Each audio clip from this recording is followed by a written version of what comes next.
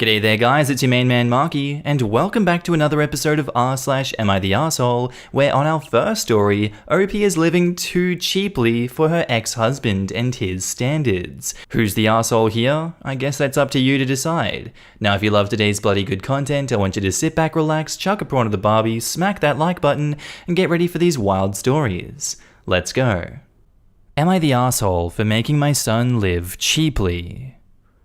I honestly can't believe I'm posting this, but here we go.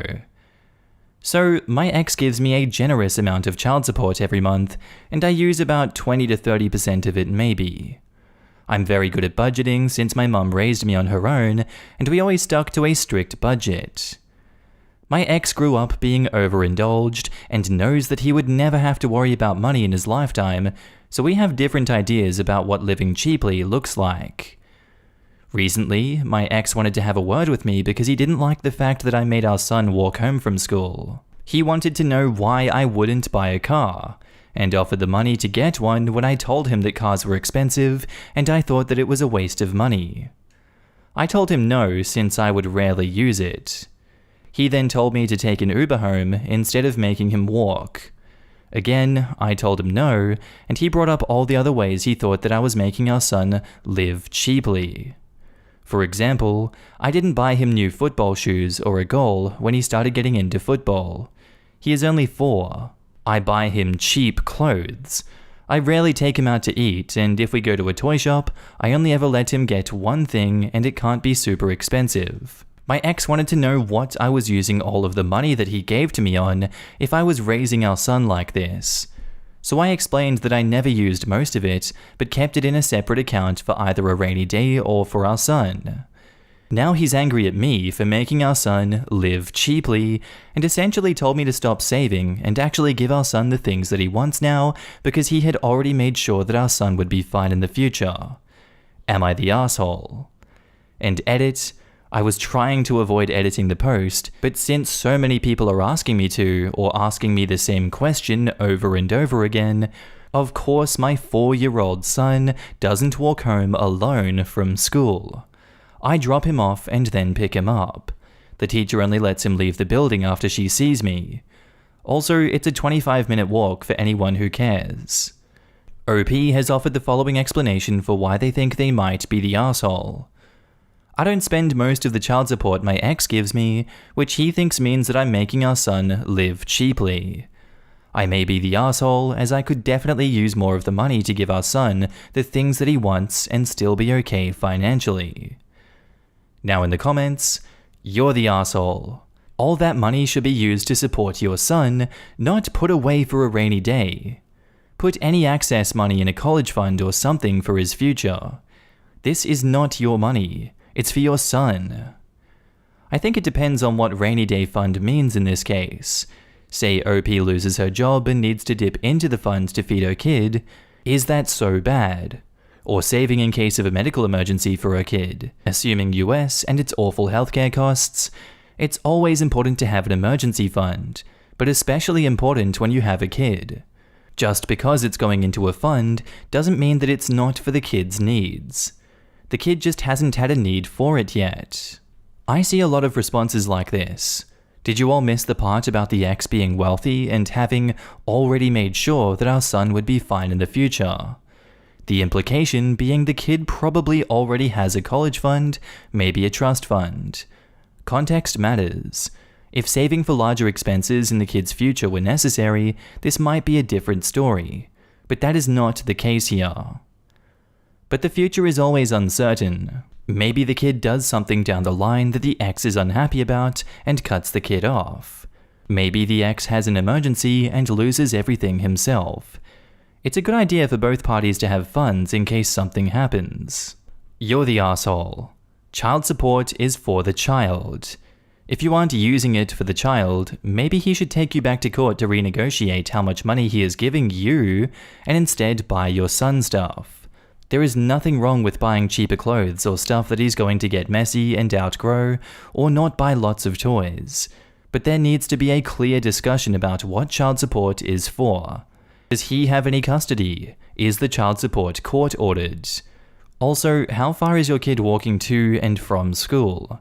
As he is only 4, I assume it's with you. There's a difference between 2 blocks and a mile. Research shows that having less toys is better for kids' development, especially in terms of developing creativity. Walking is good exercise. The OP said 25 minutes walk, and there is nothing wrong with that. The money saved for an emergency, or her child's future, is not a bad thing. She can live more easily knowing there is money for an emergency, and her kid will have a nice egg of money for college, trades program, or down payment on a house. As long as she isn't neglecting her child, I don't think her ex really has a say. OP might be misleading, but nothing she describes is neglectful. Our next post is titled, "Am I the asshole for locking myself and my newborn in the guest bedroom so that I could finally spend some time with her away from my wife?" Hello Reddit. My daughter is 2 weeks old. I have barely held her since she was born. My wife constantly has her.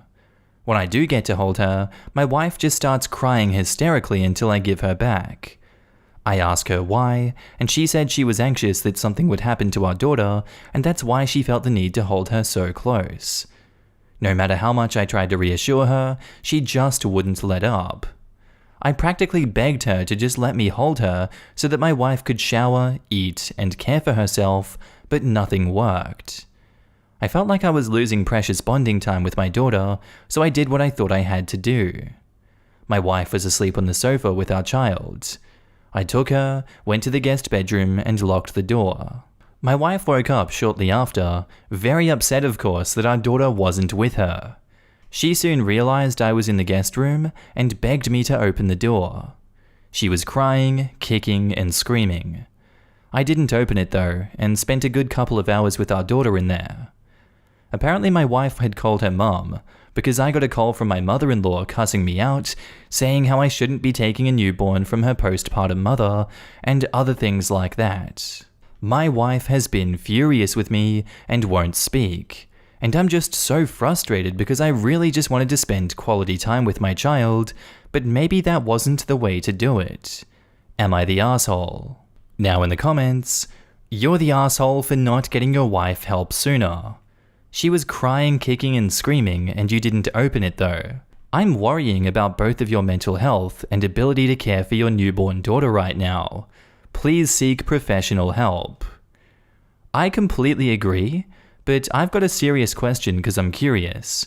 Would you have opened the door to them and given them the baby while it was clear they were having a breakdown? Opening the door would have helped alleviate the stress she was feeling. I wouldn't just hand over the baby and walk away. OP's wife clearly needs help, but I absolutely would open the door. Getting her help and keeping baby safe should be the priority, not causing that level of stress and anxiety on purpose. Locking her away from her baby was not the right answer. You really think saying, "I'm not going to give you this baby," is going to keep someone that hysterical from wrestling for the baby? Is no one else concerned about the baby? The mother literally won't put her down. She fell asleep with her. That is so dangerous. OP absolutely should have taken the baby out of her arms, at least for the sake of safety. But locking yourself in a room while your wife is in agony isn't cool. The baby probably didn't like hearing panicked screaming and banging, etc. either. No one's mental health is being looked after. I remember not wanting to leave the room that my newborn was in, but yes, other people held her. I remember the first time my mum convinced me to take a nap while she held my daughter. I couldn't sleep because I couldn't stop crying about being so far away from my baby. She was 10 feet away in the next room. It is not normal to not want to be separated, but your wife's reaction is definitely over the top and needs to be evaluated by a professional ASAP, as everyone is saying. So you're the asshole for not looking after your family as it spirals out of control. Our next post is titled, "Am I the asshole for requesting that my brother gives me £20,000 to help me pay for the wedding since he makes a lot more than me?" I, 23 female, am engaged to my fiancé, 27 male. I am also the mother to my daughter who is 4. I wasn't able to go to university full-time since I was raising my daughter. However, I am currently studying history online, where I will hopefully be able to become a history teacher. Balancing studying while raising my daughter hasn't been easy. However, having my fiancé supporting the family has really helped, since my fiancé works in a research lab. We have enough money to live comfortably, but saving up money to have our dream wedding would take years. My brother, 28 male, works as a hospital doctor. His wife also works as a hospital doctor, so to say that they are well off would be an understatement. My brother hasn't had the same struggles of raising a child, since they both don't want any children. I don't mind the fact that they don't have kids, but they have been able to save a lot of money due to this. Recently, I asked my brother if he would be able to help pay for my wedding, since having him contribute to my wedding would help make it a magical moment for me. My brother offered to give me £5,000 towards my wedding, which honestly surprised me. I might be wrong here, but surely as a hospital doctor, my brother should be able to contribute more to my wedding. I told him that I'd really appreciate it if he could give me £20,000 for my wedding, since it would really mean a lot, but he refused. I'd be lying if I said I didn't make my annoyance with my brother clear, and I told him that his refusal to help pay for my wedding is selfish, and that if he doesn't help contribute to my wedding, then he won't be able to come, since it isn't my fault that I don't have a lot of money to fund my wedding. We had an argument afterwards, and I haven't been returning his calls since. The rest of my family is helping to contribute towards my wedding, which makes his refusal even worse. Despite my brother's actions, my father thinks that I'm being too harsh on my brother, and that me not inviting him to my wedding would be upsetting for him. Am I missing something here? Am I the asshole? Now in the comments, you're the asshole, Lamau. He offered you money and he didn't have to. You're entitled. I love how she doesn't mind them not having kids. How open-minded of her. And thinks since they made a choice to remain child-free and are doctors, they should give her money or else they are just selfish, horrible people. OP, you made the choice to have a wedding. You don't need to throw a wedding that costs tens of thousands of dollars you don't have. Scale it back and have the wedding that you can afford and apologize to your brother for your selfishness. You're the asshole. And that it isn't my fault that I don't have a lot of money to fund my wedding. Oh honey, yes it is. You are so the asshole, OP. You're the asshole. Your brother doesn't owe you squat for your wedding, and his offer of 5,000 quid was super generous already. Your behavior is inexcusable, and you should start drafting apologies. Knew coming into this that it was going to be a doozy, and oh boy it didn't disappoint. OP is so entitled. I keep thinking surely this is actually the brother writing it and he'll send the link to her as a wedding present. You're the asshole. You are trying to have a wedding that you can't afford. You are deciding how your brother and sister-in-law should spend their money because they don't have kids. Not your business. That you asked for people to fund your dream wedding, that you turned down the money that your brother generously offered and demanded more, seriously, and that you were willing to exclude your brother from your wedding over this. No one owes you anything. Have a wedding you can actually afford without bankrupting your family and friends in the process. Our next post is titled, Am I the asshole for grounding my son after he decorated his room without his stepmother? I, 47 male, have 2 sons from my past marriage, Abel, 16, and Michael, 15. When I got remarried 6 years ago, Abel was very accepting and got on great with his new stepmom, Laurie. Michael put up a fuss and was adamant about being with his mum full-time. I fought like hell to keep him in my custody, but once he hit 13, the agreement changed anyways. He stays with his mum half the month and with us the other half. We moved last year, and Laurie and Abel have spent time decorating Abel's room and making it his own. Michael was offered the same thing recently. Laurie offered to take him to AITA, Best Buy, and some other store to find some new furniture and have a day to put the room together. He said that he'd think about it, and she respected that, but still showed him paint colors, beds, and stuff to get him excited about it. Last weekend, he came home with a pod full of furniture that his mum bought him. I asked him about it, and he said that his mum helped him pick out the furniture and was coming around in a few to help him build it and arrange everything. I told Laurie as a heads up, and she was absolutely crushed. I took my son aside and told him the kind and fair thing to do would be to invite Laurie to help. He said, nah, and told me that he wanted to build it with his mum. Unbeknownst to me, Laurie did try and join them and asked if they needed help, and my son sent her away and locked the door so she wouldn't come back. After Laurie told me this, I grounded him for the week and told him that at least he'd enjoy the room his mum helped decorate. He of course left early to his mother's and told me that he'd see me on our next rotation. Laurie is saying I shouldn't have grounded him for spending time with his mum, and my ex-wife is saying if I keep treating him like this, I won't see Michael outside of holidays and birthdays. Edit for info, my son told me his mum was coming to help him decorate, and I did say yes, hoping he'd make it a stepmom and mum type of thing. I wasn't expecting him to completely exclude Laurie. And to those who must know why my marriage ended, my wife came out and realized that she couldn't be with me and be her most authentic self. I do not harbor hate towards her. If that can explain why I don't hate my ex-wife and why my current wife wasn't too upset to see her in the house. The marriage ended as amicable as possible until it came to the custody. Now in the comments, you're the asshole. This is how you end up with a kid going no contact with you as soon as they can. Michael told you he'd think about it. He went a different direction on his room. Even your current wife is on the level that you're in the wrong here.